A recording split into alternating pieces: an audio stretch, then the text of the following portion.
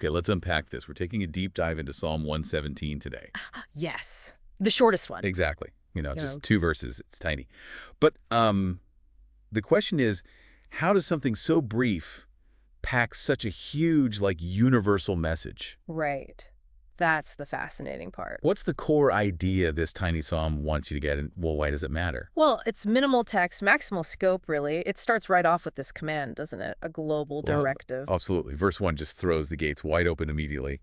Doesn't hold back. Mm-hmm. Praise the Lord, all you nations. Extol him, all you peoples. I mean, that's everyone. One everywhere. It's not subtle. No gentle suggestion there. It's a summons, isn't it? A universal one. And what's really striking, thinking historically, is the psalm is, in the scriptures of Israel, a specific people. Yeah. Yet the call itself is aimed outwards, explicitly, to the whole world, all nations, all peoples. It suggests the reason for praise must be something bigger than just one nation's experience, right? Yeah. Exactly. It transcends those boundaries. Yeah. That the divine reality it speaks of is relevant to everyone. So you have this incredibly wide audience, the whole planet basically being told, commanded to praise, which naturally makes you ask, okay, why? Why should everyone praise? And the psalm, well, it doesn't leave you hanging. Verse 2 gives the answer straight away. The only answer it gives, actually. Yeah, it's very direct. For great is his love toward us, and the faithfulness of the Lord endures forever. Just that. It's the simplicity that hits you, I think. Out of all the possible reasons God's power, creation, judgment, specific miracles, maybe it just zeroes in on 2 things. Love and faithfulness. Great love, enduring faithfulness, that's the foundation. And notice it says his love toward us. Some might read that us as Israel initially, but given verse 1, addressed all nations. So that us could almost become inclusive of everyone called to praise. Or perhaps it's Israel testifying to the nations about a love and faithfulness that's relevant for them too.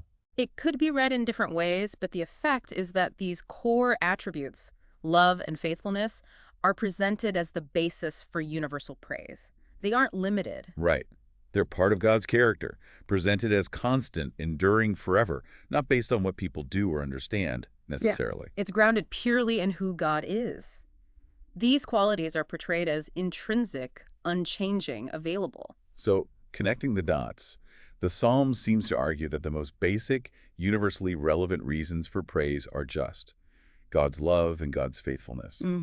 It strips away a lot of complexity, doesn't it? Gets right to the core. And the fact that this message, so huge, so fundamental, is packed into the shortest chapter. Yeah, what do you make of that? It feels like a concentrated essence, a core declaration, easy to remember, applies everywhere, minimalist text, maximalist truth, like you said. It really does. So maybe a final thought for you listening.